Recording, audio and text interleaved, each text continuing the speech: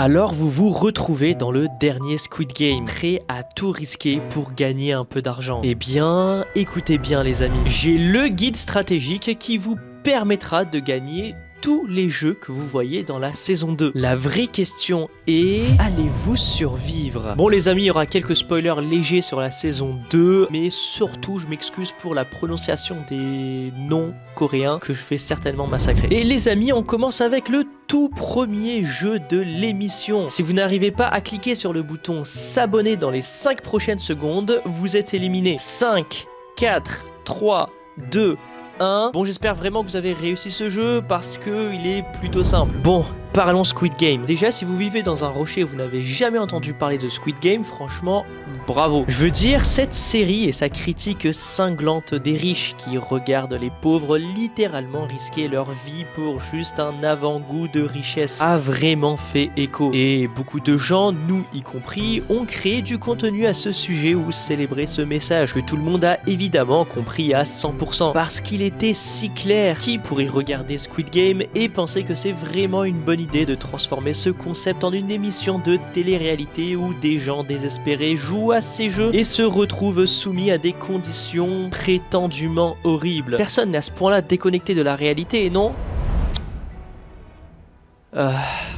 Bref, si vous ne le savez toujours pas, Squid Game est une série coréenne qui raconte l'histoire de quelques centaines de joueurs emmenés sur une île isolée pour jouer à une série de jeux apparemment innocents et enfantins. Le twist, si vous perdez, vous mourrez. Mais plus il y a de morts, plus la canette du prix pour les gagnants augmente. La saison 2 de la série suit Gi-hoon, l'unique survivant des jeux de la saison 1, alors qu'il retourne dans le jeu pour tenter de l'arrêter de l'intérieur. What I want is to stop the game once and for all. Mais bien sûr, cela signifie qu'il y a une toute nouvelle série de défis pour les nouveaux joueurs de la saison 2. Parce que, soyons honnêtes, on ne peut pas avoir une saison entière avec exactement les mêmes épreuves, n'est-ce pas? Dans une théorie précédente, nous avons analysé les meilleures stratégies pour gagner tous les jeux de la saison 1. Mais maintenant que la saison 2 est là, avec une tonne de nouveaux jeux, à la fois sur l'île et en dehors, j'ai voulu revenir sur la série et imaginer comment survivre dans le nouveau Squid Game. Si vous rencontriez le mec à la gare et vous retrouviez expédié sur cette île, quelles seraient les meilleures stratégies pour tenir jusqu'au bout? Eh bien mes chers théoriciens, j'ai fait mes recherches et créé un guide pratique pour vous aider à quitter l'île avec un petit peu d'argent en poche. Ne bougez pas les amis, je vais tout vous expliquer dans cette vidéo. Donc préparez votre chocolat chaud et bienvenue sur Riku-sama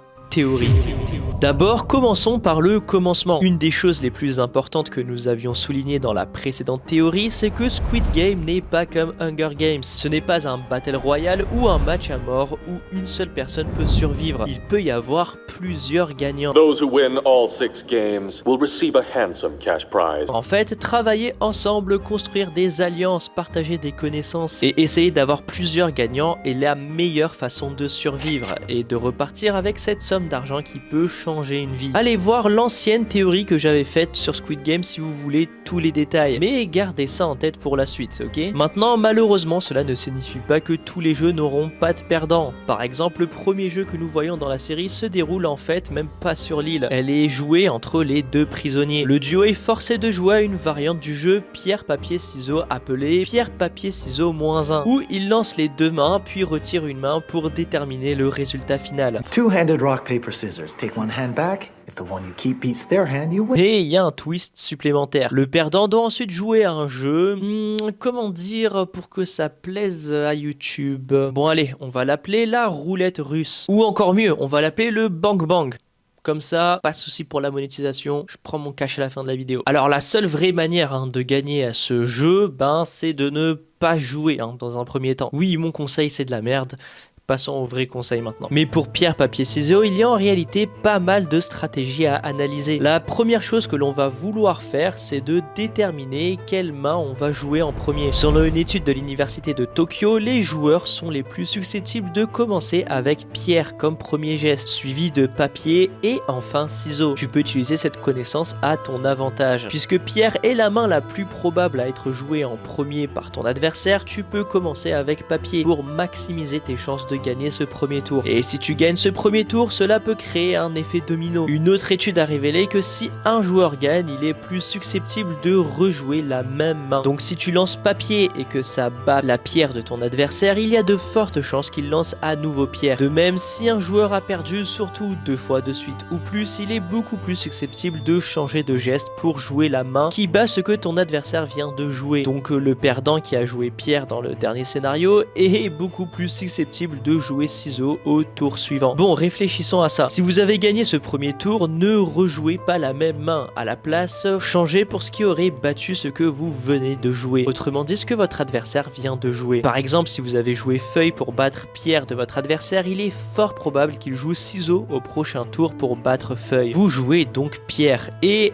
bam, vous écrasez ses chances de gagner. En revanche, si vous perdez ce premier tour, votre adversaire a plus de chances de rejouer la même chose. Dans ce cas, vous devriez changer pour ce qui le battrait. S'il a joué pierre pour battre vos ciseaux, le mieux statistiquement, c'est de passer à la feuille. Je sais que c'est un petit peu compliqué, mais bon, je suis sûr que vous suivez, parce que si vous n'arrivez pas à suivre, autant vous dire que vos chances de survivre au Squid Game sont vraiment nulles. Parce que il y a aussi une complication supplémentaire avec la version -1, où vous jouez 2 mains puis en retirez une. D'abord, beaucoup de la même psychologie qu'on a analysée s'applique ici, surtout étant donné la rapidité du jeu. Rock, paper, scissors, -1. Rock, paper, scissors, -1. Rock, paper, scissors. Mais il y a peut-être quelques moyens de contourner les règles pour obtenir un léger avantage. Premièrement, ne jouez jamais la même chose avec vos 2 mains. Cela réduira immédiatement vos chances de gagner de moitié. Si votre adversaire joue 2 options différentes des vôtres, vous perdrez automatiquement. Ensuite, essayez de repérer les schémas auxquels votre adversaire se raccroche. Par exemple, les humains ont tendance à choisir inconsciemment leur main dominante lorsqu'ils effectuent des tâches mécaniques, comme celle-ci. Il est donc plus probable que votre adversaire choisisse l'option qu'il a lancée avec sa main dominante. Essayez d'utiliser ces connaissances tout en alternant aléatoirement la main que vous choisissez afin de déstabiliser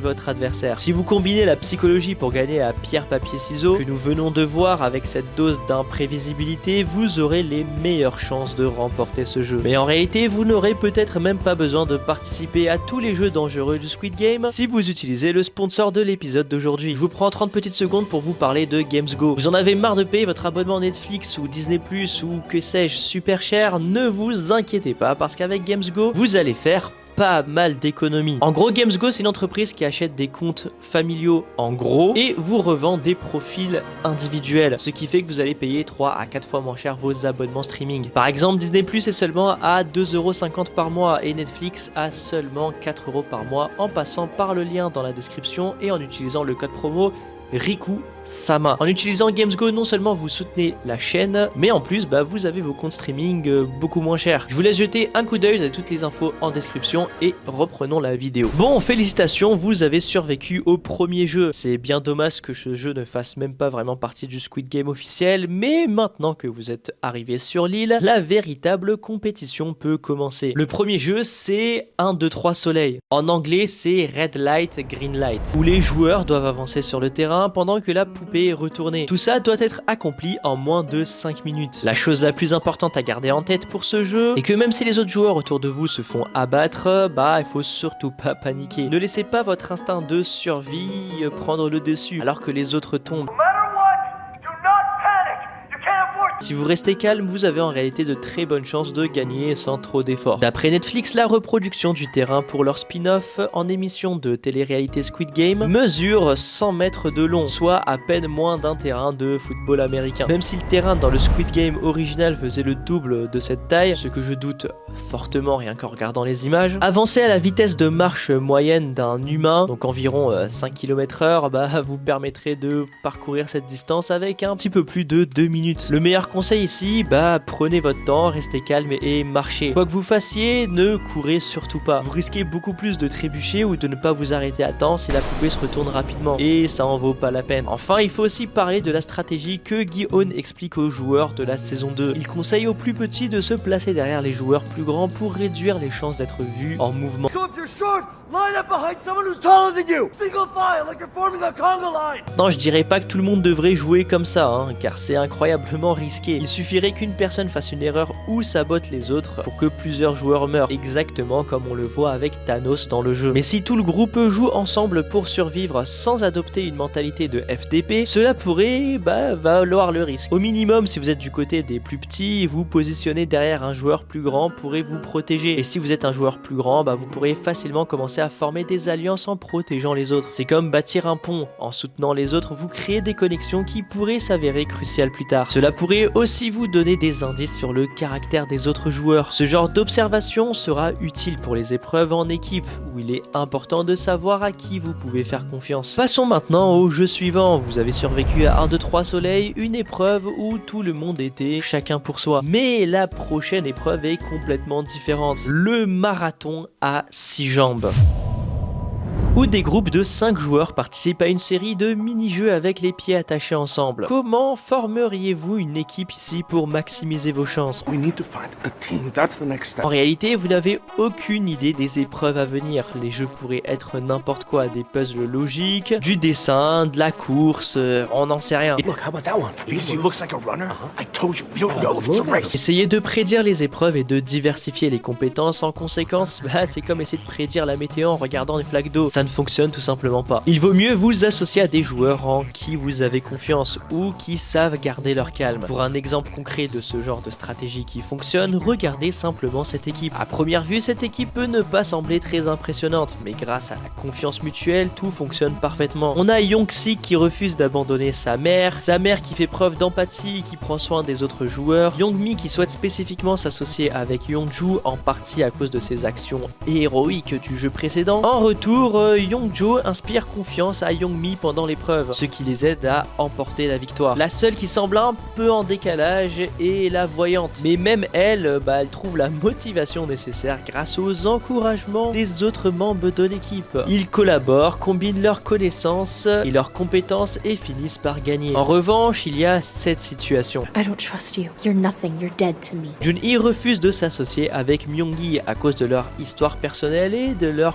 conflit relationnel. Maintenant, ne vous méprenez pas, ces sentiments sont parfaitement légitimes. Mais en même temps, Myung-gi est très motivée pour survivre car elle est enceinte de leur enfant. C'est une situation où mettre de côté ses rancunes personnelles pourrait valoir le coup car il a désespérément besoin qu'elle gagne. Bon, vous avez votre équipe, mais avant de plonger dans les épreuves elles-mêmes, parlons du marathon entre les jeux, puisque vous allez avoir les jambes attachées à celles de vos coéquipiers. Comment aborder cela au mieux? Eh bien, les joueurs de la série comprennent rapidement la meilleure méthode. Comptez leurs pas à haute voix. Cela les aide à se synchroniser pour éviter de tomber et de perdre un temps précieux. Ensuite, si vous ou un coéquipier échouez à un jeu, ne paniquez pas et ne criez pas. Prenez un moment pour vous calmer ou encourager votre coéquipier. Remettez-vous dans le jeu et réessayez. Si vous devez avancer pour récupérer une pièce avant de recommencer, inutile de vous retourner. Ce serait plus rapide et plus simple si vous marchez en arrière, exactement comme on le voit dans la série. Enfin, si vous avez la chance d'être dans une équipe qui passe en dernier ou plus tard, observez attentivement les autres joueurs. Analysez ce qui fonctionne et ce qui ne fonctionne pas. Imitez les stratégies qui réussissent et évitez celles qui échouent. C'est un avantage considérable de jouer après les autres, alors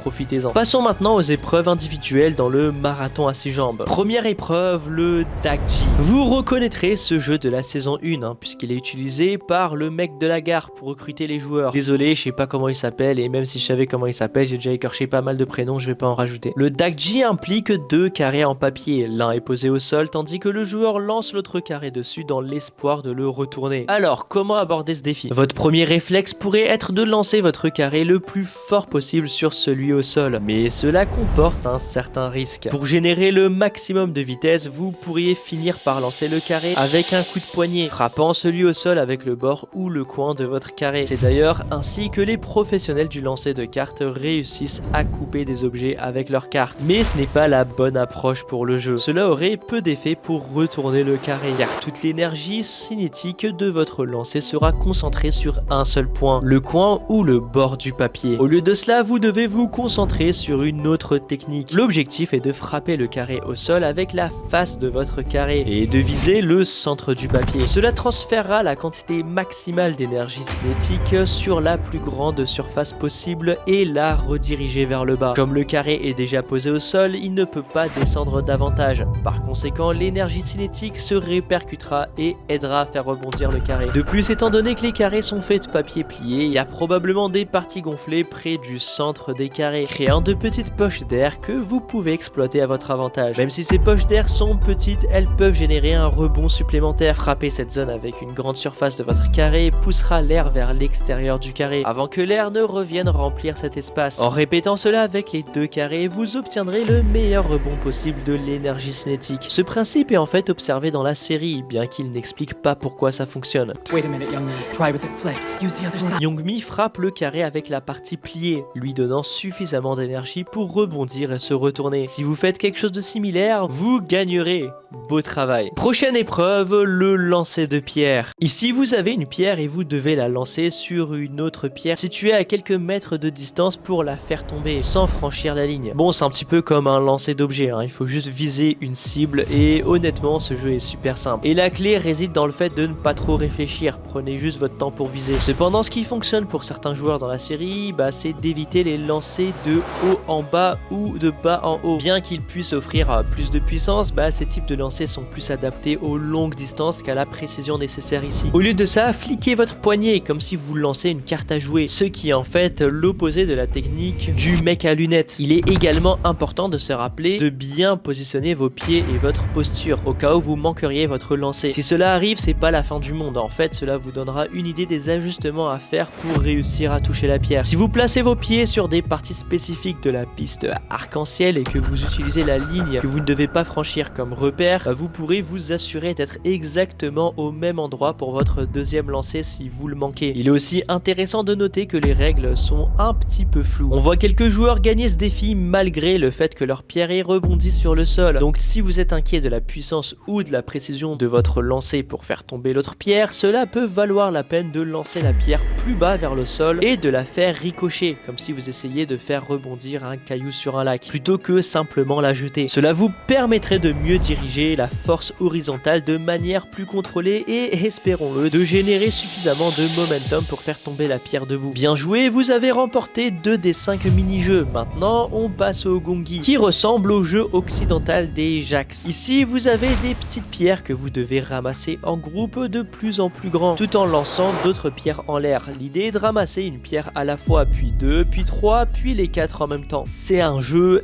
assez compliqué, je trouve perso. Je vous recommande de consulter un tutoriel comme celui de Miss Vicky si vous voulez en apprendre plus sur les détails du jeu. Traditionnellement, le gongi est considéré comme un jeu pour les écolières, mais il ne faut pas faire cette hypothèse quand vous choisissez vos coéquipiers. Au contraire, choisissez soit la personne la plus dextère, soit celle qui a le plus d'expérience avec le jeu. On le voit dans la série, il n'est pas logique de mettre une fille dans ce jeu simplement parce que c'est une fille. Alors que Daio est à la fois dexter grâce à son expérience de marine et a beaucoup d'expérience avec le jeu puisqu'il a grandi avec plusieurs sœurs. La chose principale pour faciliter ce jeu est de garder les pierres aussi proches que possible afin de ne pas avoir à déplacer votre main sur une grande distance pour les ramasser toutes. Notez dans la vidéo de Miss Vicky où elle choisit les pierres les plus proches lorsqu'elle doit ramasser des groupes de 2 pierres à la fois. Puis quand elle doit ramasser 4 pierres, elle les dispose aussi proches que possible. De cette façon, elle n'essaie pas de courir dans tous les sens pour ramasser tout le plateau du jeu pendant que la pierre est lancée en l'air. Enfin, si votre équipe a la chance de jouer après plusieurs autres équipes, rien ne vous empêche de vous entraîner pendant que vous attendez. Vous devriez absolument profiter de ce temps pour ramasser les petites pierres et jouer à des jeux d'entraînement pour développer votre mémoire musculaire et être prêt lorsque la pression sera sur vous. Maintenant que vous avez gagné au gongi, les autres jeux seront beaucoup plus faciles. Et le prochain jeu est la toupie. Ici, vous devrez enrouler une ficelle autour d'une toupie, la lancer et la faire atterrir tout en tournant. C'est un petit peu comme Beyblade. Les toupies fonctionnent grâce au principe de la conservation du momentum angulaire. En gros, quand un objet tourne, il continue de tourner sur le même axe à moins qu'il ne soit arrêté par quelque chose d'autre comme la friction ou la gravité. L'axe de la toupie est sa pointe, donc tant que vous parvenez à la faire atterrir sur ce point pendant qu'elle tourne, elle continuera de tourner et vous gagnerez le jeu. Restez calme et gardez vos mains main stable pendant que vous enroulez la ficelle autour de la toupie. Vous allez également devoir utiliser votre main dominante pour lancer la toupie afin de maximiser le contrôle que vous avez. On voit d'ailleurs le frontman utiliser sa main droite et non sa main gauche en essayant de faire perdre Gin-hoon avant de passer à sa main gauche et de gagner immédiatement. D'ailleurs, je vous ai tout expliqué ça lors d'une théorie sur le format short. De plus, comme pour le jeu des pierres, ce jeu sera beaucoup plus facile si vous relâchez la toupie près du sol. Vous aurez bien plus de contrôle sur la manière dont elle va atterrir sur sa pointe et continuer à tourner plutôt que de la lancer sauvagement dans les airs, lui donnant une chance de se retourner et de se poser sur le côté. Je vais être honnête avec vous, tous les jeux qu'il y a pour l'instant, moi je serais mort direct parce que je sais pas du tout utiliser mes mains, je suis pas du tout dexter. Après bon, on va dire que je suis gaucher, c'est peut-être pour ça, mais je serais mort direct moi, c'est sûr. Non seulement je serais mort, mais en plus j'aurais fait crever toutes les personnes dans mon équipe. Franchement c'est horrible. Quoi qu'il en soit, tout cela nous ramène au dernier jeu, le Jegi.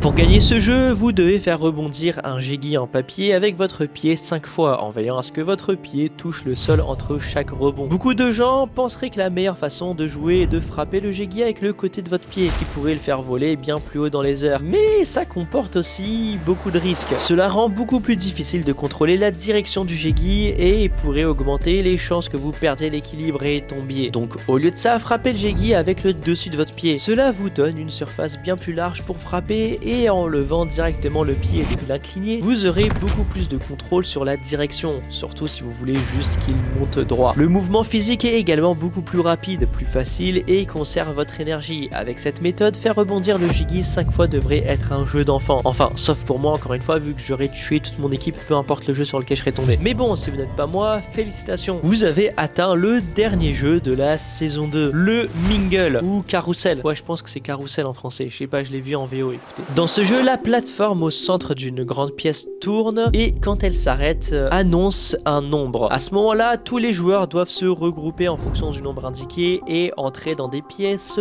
tout autour des murs. Si vous n'êtes pas dans une pièce à la fin des 30 secondes, ou si vous avez trop peu de joueurs dans votre pièce, bah vous crevez. D'accord, ce jeu est un peu compliqué et pourrait mettre à l'épreuve les alliances. Mais c'est là que l'idée du fait qu'il puisse y avoir plusieurs gagnants dans Squid Game et que ce ne soit pas un jeu à somme nulle pourrait vraiment être utile. Le premier truc à faire serait de former une alliance avec suffisamment de personnes pour gérer de manière équitable les groupes en fonction des nombres qui seront appelés. Mais c'est tout simplement pas réaliste. Dans la série, les chiffres appelés sont 10, 6, 4, 3 et 2. Parmi ces chiffres, le plus petit nombre de joueurs qu'il vous faudra pour survivre à toutes les combinaisons possibles est de 60. Ce qui, franchement, va pas se produire étant donné les tensions entre les participants. Mais considérez ceci, le 10 est de moins l'élément aberrant parmi ces chiffres et parmi tous les autres nombres appelés pendant le jeu, le plus petit multiple commun est en réalité 12 joueurs. Trouver une alliance qui peut fonctionner avec seulement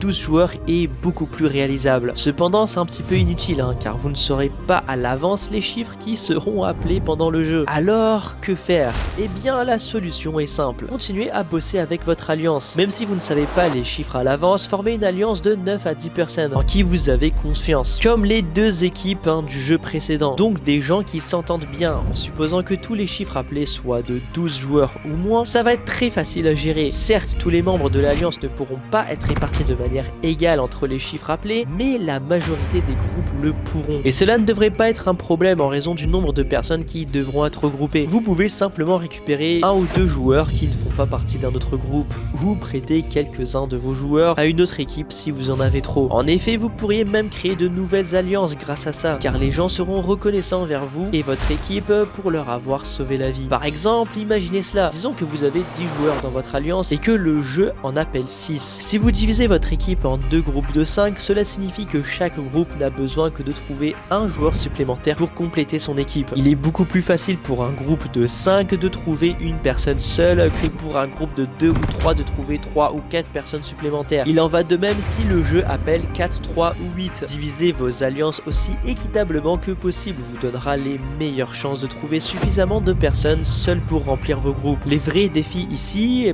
ce sera les nombres impairs plus grands, comme 7 ou 9. Quelques personnes seules de votre alliance devront se séparer, mais si elles agissent individuellement, elles deviendront l'extra d'un autre groupe. Et encore une fois, il est bien plus probable qu'elles trouvent une salle qui a besoin d'une seule personne plutôt qu'un groupe de 3 ou 4 qui chercherait un groupe de 6 ou 7. L'idée, c'est de diviser les groupes en petits groupes groupe aussi équitablement possible. Et voilà, suivez ces conseils et vous aurez les meilleures chances de suivre à tous les jeux que nous avons vus jusqu'ici dans Squid Game saison 2. Et si vous voulez vraiment connaître le meilleur conseil que je puisse vous donner, c'est de ne pas jouer en fait. J'ai plaisanté sur ce sujet en début d'épisode, mais Squid Game est une critique brutale de la division entre les riches et les pauvres, et comment l'inégalité des richesses incontrôlées met les pauvres les uns contre les autres pour le divertissement des riches. Vous n'êtes pas obligé de jouer à ce jeu et vous pouvez essayer de changer le système, même si cela est beaucoup plus difficile que ça en a l'air, comme l'apprend Gin-Hoon dans cette saison. Les amis, je tiens à remercier The Film Theorist, une chaîne 100% anglophone dont j'ai traduit la vidéo en français pour nos chers francophones. Si votre abonnement Netflix arrive à expiration, n'hésitez pas à passer